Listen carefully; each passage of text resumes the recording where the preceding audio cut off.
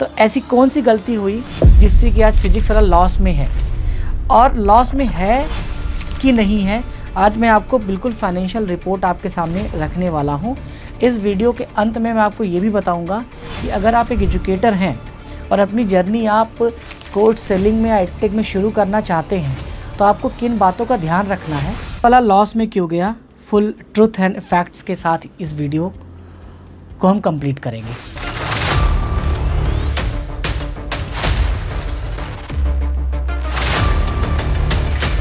एक मुलाकात मेरी हुई थी अलक पांडे सर से आज से 4 से 5 दिन पहले। जब मैं देखा तो मेरे मन में यही आया कि क्या ये 8,000 करोड़ कंपनी के मालिक हैं, एक यूनिकॉर्न की फाउंडर हैं, दिखने में हमारे आप जैसे बिल्कुल नॉर्मल, एक चांदी की अंगूठी और सिंपल कपड़ा। और जब मिले, डिस्कस हुआ, 4 से 5 मिनट का डिस्कशन हुआ, फ्यूचर ऑफ एजुकेशन पे डिस्कशन हुआ, मैंने अपने बारे में बताया। लकीली उनको पता था स्मार्ट इन्फोविजन और बेंचमार्क के बारे में। तो मैं न्यूज़ स्क्रॉल कर रहा था जिसमें ये पता चला कि फिजिक्स वाला 1100 करोड़ के लॉस में है। तो मैंने कहा यार इसकी जांच पड़ताल किया जाए और एक वीडियो बनाया जाए, क्योंकि बहुत सारे टीचर आज अलग सर की तरह बनना चाहते हैं, बहुत सारे एडटेक कंपनियां अलग सर को फॉलो करती हैं, बहुत सारे बच्चे अलग सर के साथ बनना चाहते हैं। अलग सर ने एक अलग रेवोल्यूशन एडटेक इंडस्ट्री में लेके आए। एक छोटे से शहर से आके इतना बड़ा जाइंट्स बनना कोई नॉर्मल बात नहीं है। तो ऐसी कौन सी गलती हुई जिससे कि आज फिजिक्स वाला लॉस में है, और लॉस में है कि नहीं है, आज मैं आपको बिल्कुल फाइनेंशियल रिपोर्ट आपके सामने रखने वाला हूँ। इस वीडियो के अंत में मैं आपको ये भी बताऊँगा कि अगर आप एक एजुकेटर हैं और अपनी जर्नी आप कोर्स सेलिंग में या एडटेक में शुरू करना चाहते हैं तो आपको किन बातों का ध्यान रखना है। क्योंकि शुरुआत तो हम कर लेते हैं, लेकिन जब हमें बिज़नेस बनाना होता है, जब टीम बनाना होता है, तो हमें बहुत सारी चीज़ें नहीं पता होती, जैसे प्लानिंग, प्लॉटिंग, स्ट्रेटजी नहीं पता होता, लीगल नहीं पता होता है, हमें SOP नहीं पता होता है, हमें स्टैंडर्ड प्रोटोकॉल नहीं पता होते हैं, हमें हायरिंग नहीं पता होता है, हमें केवल यूट्यूब पे वीडियो के अलावा या टीचिंग के अलावा अक्सर चीज़ें नहीं पता होती हैं। क्योंकि एक टीचर बिजनेसमैन नहीं है, उन्होंने कोई बिज़नेस की कोचिंग नहीं की है, MBA नहीं किया है। बट आपको मैं इस वीडियो में ये भी बताऊंगा क्या आपको करना चाहिए, क्या नहीं करना चाहिए, ठीक है। और स्मार्ट इन्फोविजन एक इनिशिएटिव ले रहा है, मैं ले रहा हूँ इनिशिएटिव, जहाँ मैं एक वेबिनार भी लेके आ रहा हूँ। उस वेबिनार का नाम है टीचर टू CEO, यानी कि आप टीचर हैं, सपने हैं आपके, और आप एडटेक प्लेटफॉर्म बनाना चाहते हैं, बड़ा होना चाहते हैं। आपको स्क्रैच से लेके 0 से लेके 100 तक की पूरी स्टैंडर्ड आपको स्ट्रैटेजी, पॉलिसीज़ बताएंगे, ठीक है। तो शुरू करते हैं। आपने अक्सर सुना होगा फिजिक्स वाला लॉस में चल रहा है, लोग कह रहे हैं कि कंपनी गिर गई, बर्बाद हो गई, पर क्या ये सच है? चलिए फैक्ट से बात करते हैं। रेवेन्यू बढ़ा या फिर लॉस? रेवेन्यू लॉस में बड़ा अंतर है, बड़ा टेक्निकल वीडियो है, आपको समझना बहुत ज़रूरी है, स्किप मत करना आज, नहीं तो कल आपको इस वीडियो की रिक्वायरमेंट होगी। रेवेन्यू और लॉस, ठीक है। जैसे मान लीजिए हम क्या कहते हैं, हमने 100 करोड़, 200 करोड़, 1000 करोड़ का धंधा किया, इट्स कॉल्ड रेवेन्यू। लॉस अलग चीज़ है। फिजिक्स वाला का रेवेन्यू, ठीक है, FY 23 में जो बुक किया था वो 744 करोड़ किया था, राइट। 23 में याद रखना है आप, 23 में 744 करोड़ का किया था, और 24 में FY 24 में रेवेन्यू बढ़कर 1940 करोड़ हो गया था। मतलब 2.6x का ग्रोथ केवल 1 सालों में। लेकिन फिर भी कंपनी ने रिपोर्ट 1131 करोड़ का लॉस दिखाया, यानी 2.6x ग्रोथ के बाद भी कंपनी ने 1131 करोड़ का लॉस दिखाया। आइए जानते हैं क्यों। लोग कंफ्यूज हैं, रेवेन्यू बढ़ रहा है, स्टूडेंट बढ़ रहे हैं, वैल्यूएशन बढ़ रहा है, फिर भी इतना बड़ा लॉस क्यों? बिल्कुल सही बात है भाई, ये हर किसी के साथ होता है। कभी कभी हम लोग भी बात करते हैं, ब्रांच बढ़ रहा है, सेल बढ़ रहा है, ठीक है, प्रॉफिट कहाँ है? सबसे बड़ा रीज़न है नॉन कैश लॉस, यानी CCPS इसको बोलते हैं, ठीक है। CCPS बोलते हैं नॉन कैश लॉस, ठीक है। 756 करोड़ का लॉस सिर्फ पेपर पे है। ठीक है, इसको कहते हैं CCPS लॉस। ठीक है, यानी कि नॉन कैश लॉस। इसको हम और ब्रीफ में समझेंगे। देखिए, आपको पता है कि फंडिंग मिली है, राइट, फिजिक्स वाला को।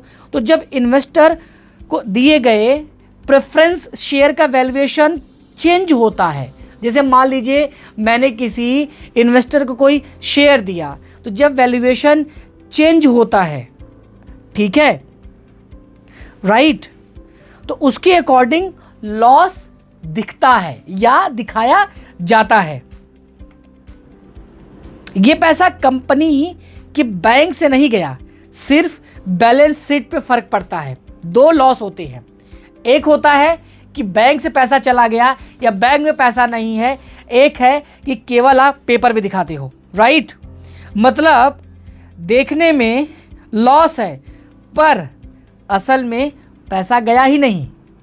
तो ये एक बड़ी चीज़ है। जब आप लिस्टेड कंपनी बनते हो, जब आप शेयर मार्केट में जाते हो, तो ये बड़ा गेम प्लान है। एक लॉस पेपर पे होता है और एक लॉस बैंक में होता है। जब बैंक में लॉस होता है उसको हम बोलते हैं बैंक करप्ट, ठीक है। सो एम्प्लॉय और एक्सटेंशन कॉस्ट जो इनका था, एम्प्लॉय का जो खर्च था वो पिछले साल 412 करोड़ का था। हम खर्चों की बात करते हैं कि लॉस पेपर में कैसे आया।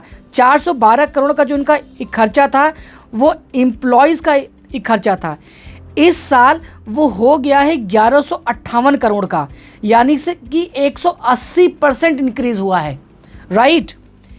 क्योंकि PW ने नए टीचर्स, नई टीम, टेक टीम, कंटेंट की टीम को हायर किया है और हर जगह ये एक्सपेंड कर रहे हैं।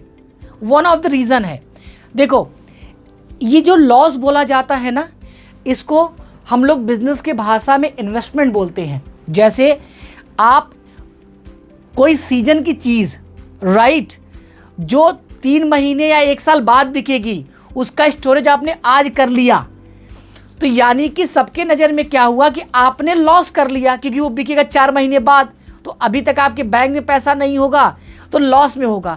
बट जो 3 महीने बाद जब वो बिकेगा तो वो कई गुना प्रॉफिट देके जाएगा। इसको आप ऐसे सरल भाषा में समझ सकते हैं। ये एक लॉन्ग टर्म इन्वेस्टमेंट है।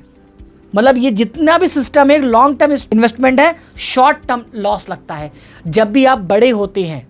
अगर इसमें बहुत सारे लोग बिजनेस कर रहे हैं तो मेरी बातों से समझ सकते हैं, ये वही रिलेट कर सकते हैं जिन्होंने थोड़ा बड़ा बिजनेस किया है, ठीक है। जब आप विजनरी होते हो तब आप इनिशियल आपके 1 2 3 साल जो होते हैं, 5 साल बहुत टफ होते हैं, क्योंकि आप मार्केट बना रहे होते हो, बेस बना रहे होते हो, आपको फंड चाहिए खर्च करने के लिए, बिकॉज फिजिकल और डिजिटल दोनों हैं इनके साथ, राइट, जिसमें टीचर चाहिए, मैन पावर चाहिए, टेक्नोलॉजी चाहिए। जैसे कि स्टूडियो आप देख रहे हैं, इस टाइप के मल्टीपल स्टूडियोज उनको चाहिए, तो उन सब में पैसा लगता है, राइट। बाकी फिजिक्स वाला ने एम्प्लॉयज़ को भी शेयर दिया, यानी ई शॉप दिया। ई शॉप 4x हो गया खर्चा उस पर, यानी कि 151 करोड़ का ई शॉप है, ठीक है, जो फिजिक्स वाला की एम्प्लॉई हैं।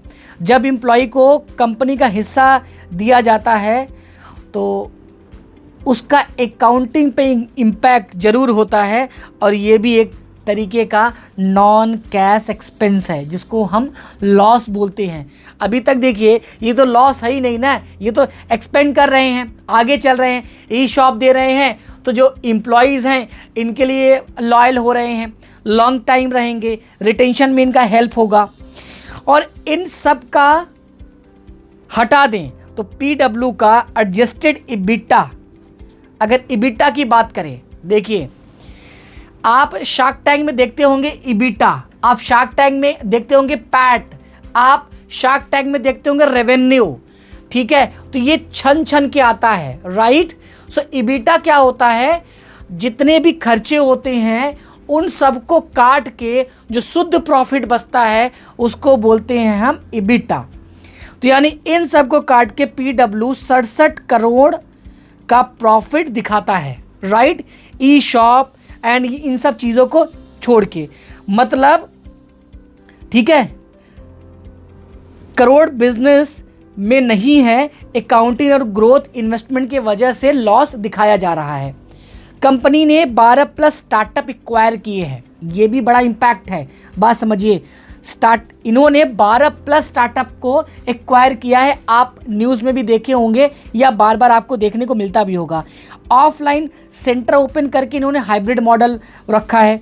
2.8 बिलियन का, ठीक है, वैल्यूएशन हो गया है इनका।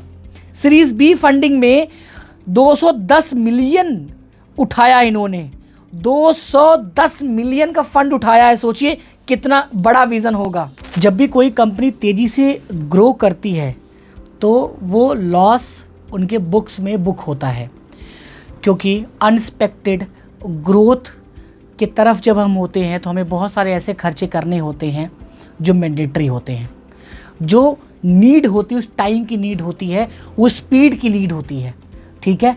सो फिजिक्स वाला का एक स्ट्रॉन्ग विज़न है। मैं अलग सर से मिला, उनसे डिस्कस किया और उनसे पूछा।